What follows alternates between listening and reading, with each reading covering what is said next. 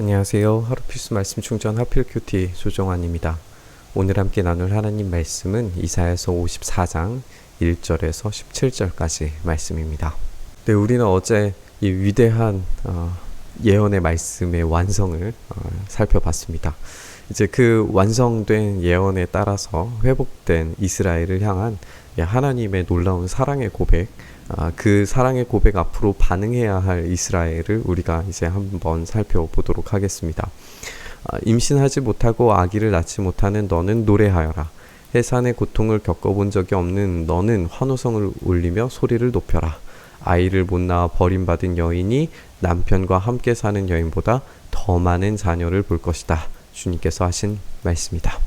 우리가 복음서의 시작이 이 아이를 낳지 못하는 여인, 그리고 아예 낳을 수 없는 여인으로부터 시작하는 장면들로 우리가 읽는 것을 우리가 알고 있습니다. 이렇게 이 불임의 여성, 또 어떤 아이를 낳지 못함으로 말미암아 저주받은 인생이라고 생각했던 그들로부터 회복됨으로써 생명과 또 생육하고 번성함의 하나님의 약속이 다시금 재생산되어지는 그런 모습들을 우리가 발견을 하게 되는데, 이 복음의 반응이 그런 방식으로 일어나게 되는 거예요. 그렇기 때문에 너의 장막의 털을 넓히고 장막의 휘장을 아끼지 말고 펴라 라고 말씀하시면서 너의 장막줄을 길게 늘이고 말뚝을 단단히 박아라. 내가 좌우로 퍼져나가고 너의 자손이 이방 나라들을 차지할 것이며 황폐한 성읍들마다 주민들이 가득할 것이다. 두려워하지 말아라. 내가 이제는 수치를 당하지 않을 것이다. 당황하지 말아라. 내가 부끄러움을 당하는 일이 없을 것이다. 젊은 시절의 수치를 잊으며 과부 시절의 치욕을 내가 다시는 기억하지 않을 것이다. 이렇게 이야기를 하면서 이 장막의 이 넓어짐과 그리고 수치를 당하지 않고 두려워하지 않음으로써 넓어지는 이런 생육하고 번성함을 이제 누리게 되리라고 하는 약속입니다. 이렇게 재생산되어지는 이 확산, 이것을 우리가 생각을 해봤을 때에 아브라함의 자녀를 통하여서 별과 같이 바다의 모래와 같이 그 자손이 많아지리라고 하는 약속을 주셨던 하나님께서 이제 이스라엘에게 그런 약속을 다시금 이제 회복시키시는 것을 우리가 읽게 되는 거죠. 너를 지으신 분께서 너의 남편이 직접 되실 것이고 그분의 이름은 만군의 주님이시다 라고 이야기를 합니다. 너를 구속하신 분은 이스라엘 거룩하신 하나님이시다. 그분은 온 세상의 하나님으로 불릴 것이다. 버림을 받아서 마음 아픈 너를 주님께서 부르신다. 젊은 나이에 아내가 되었다가 버림받은 너를 주님께서 부르신다. 이렇게 외면당하고 버림받았던 이스라엘을 지금 부르고 계시기 때문에 그 부르심에 응답하여서 곧장 하나님께로 돌아가는 일들이 필요합니다. 하나님께서 말씀하세요. 내가 잠시 너를 버렸지만 큰 긍휼로 너를 다시 불러들이겠다. 분노가 북받쳐서 나의 얼굴을 너에게서 잠시 가렸지만 나의 영원한 사랑으로 너에게 긍휼을 베풀겠다. 다시 부르시는, 다시 긍휼을 베푸시는 이 하나님의 사랑의 고백에 이스라엘은 반응을 해야 되는 겁니다. 너의 속량자인 나 주의 말이다. 노아 때에 다시는 땅을 홍수로 멸망시키지 않겠다라고 그렇게 약속하셨던 것처럼 이제 나는 너에게 노하지 않겠다고 약속한다. 너를 꾸짖거나 벌하지 않겠다. 비록 산들이 옮겨지고 언덕이 흔들린다 하여도 나의 은총이 너에게서 떠나지 않으며 평화의 언약을 파기하지 않겠다. 너를 가엾게 여기는 주님께서 하시는 말씀이다 라고 이렇게 이야기를 하고 있습니다. 이제 노아의 언약과 새롭게 약속하시는 노하지 않겠다라고 하시는 이 평화의 언약이 체결되는 장면을 우리가 읽게 됩니다. 이 노아 때에 다시는 땅을 홍수로 멸하지 않겠다고 하시는 약속을 지키시고 계시는 것처럼, 그 언약의 약속이 무지개로 체결되었던 것처럼 이 노하지 않겠다라고 말씀하시는 이 평화의 약속이 하나님의 종을 통하여서 완벽하게 이루어졌다라고 하는 그런 사실입니다. 그러니까 우리가 이 말씀을 이제 신약의 입장에서 다시금 생각을 하고 읽어보면 예수 그리스도를 통하여서 이루어진 이 평화의 언약의 체결에 따라서 우리가 두려워하고 주저함 없이 하나님 앞으로, 우리의 남편 대신 하나님 앞으로 달려갈 수 있다라고 하는 사실을 우리가 기억할 수 있게 되고 그렇게 하나님 앞으로 돌아갔을 때에 우리를 사랑으로 이 평화의 언약으로 체결하신 하나님의 그 은총 아래에서 다시금 생육하고 번성하게 되는 놀라운 복을 얻으리라는 것을 우리가 기대할 수 있게 되는 거죠. 이렇게 이 평화의 언약을 하나님께서 체결하셨는데, 그런데 여기에 전제 조건이 하나 지금 딸려져 있는 것을 우리가 보게 돼요. 비록 산들이 옮겨지고 언덕이 흔들린다 하여도입니다. 그러니까 어떤 산들이 옮겨지고 언덕이 흔들리고 바다가 뒤집히는 사건들이 이제 앞으로는 전혀 일어나지 않을 것이다가 아니라, 그런 상황이 있다 하여도 이 평화의 언약은 절대 부정되지 않는다라고 지금 이야기하고 계시는 거예요.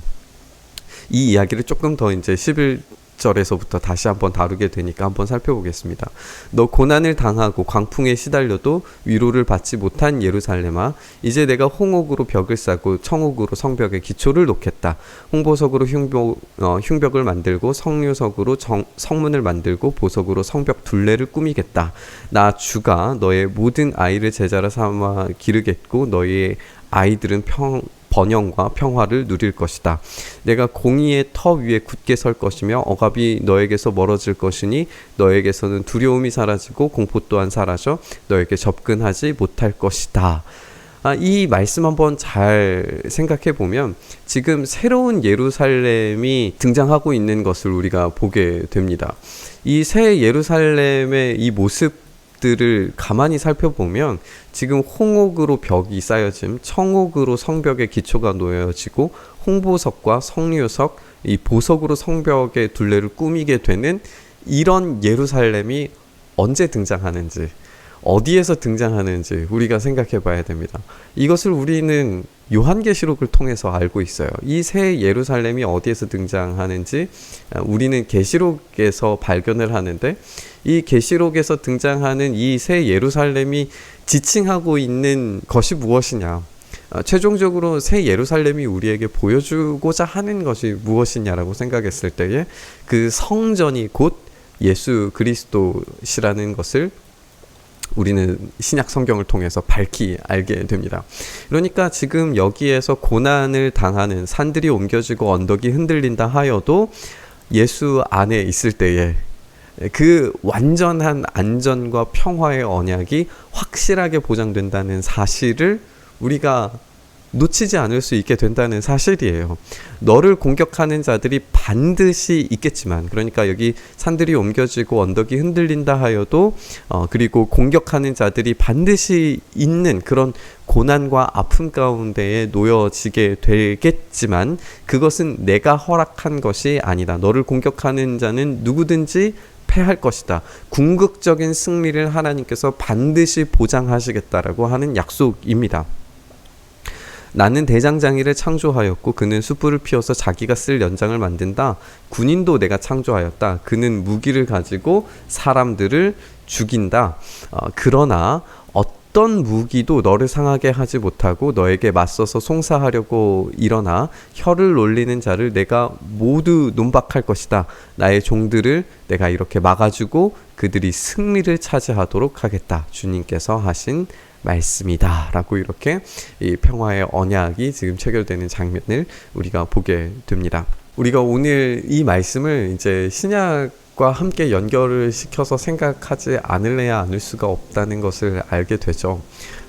하나님의 종의 이 완벽하고 놀라운 구원의 사역을 통하여서 결국에는 궁극적인 평화의 언약이 체결이 되고, 이 평화의 언약이 체결이 되었을 때에 산이 뒤집히고 언덕이 무너져 내리는, 그리고 군사들이, 적군들이 찾아오는 그런 상황이 벌어질지라도 궁극의 새 예루살렘 예수 그리스도 안에서의 이 부활과 새로운 생명과 새로운 번영과 하나님 아버지와 또 하나님 남편 되신 하나님과 이렇게 결혼하는 이런 모든 장면을 통하여서 다시금 생육하고 번성하게 되는 새로운 언약 안에서의 이 번영과 번성을 누리게 되는 이 장면들을 우리가 생각을 하게 됩니다.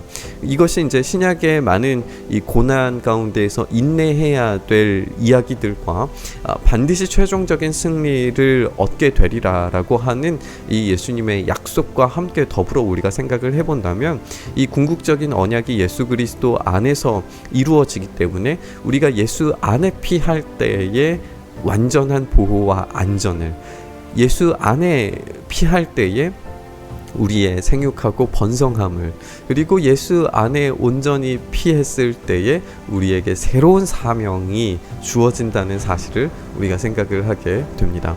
남편 대신 예수 그리스도와 결혼한 이 아내 된 교회의 모습을 우리가 사도 바울을 통하여서 정말 아름답게 이렇게 묘사하는 것을 우리가 알고 있잖아요. 그것처럼 우리가 정말 신부된 존재로서 이 교회가 오로지 예수 안에 거했을 때에 예수 안에 유일한 안전과 보장과 생육하고 번성함을 우리가 누릴 수 있다는 사실을 우리가 기억할 때에 우리가 진짜 피해야 할 곳이 어디인가, 우리가 진짜 되돌아가야 할 곳이 어디인가, 우리의 수치와 우리의 부끄러움과 우리의 저주받았다라고 생각되어진 모든 인생의 궁극의 해결이 어디에 있는가 확실하게 확인하게 됩니다.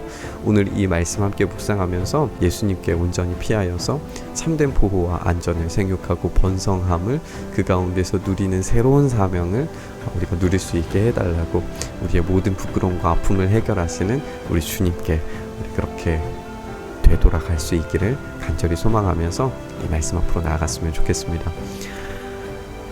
주님, 우리가 그렇게 주님께 피하오니 우리의 삶을 안전하게 지켜주시고 보호하시고 주님의 능력 아래서 새로운 안전과 새로운 보장하심과 그 풍요로움과 생육하고 번성함을 우리에게 허락하시는 그 놀라운 은혜를 우리가 충만하게 풍성하게 누릴 수 있도록 역사하여 주시옵소서.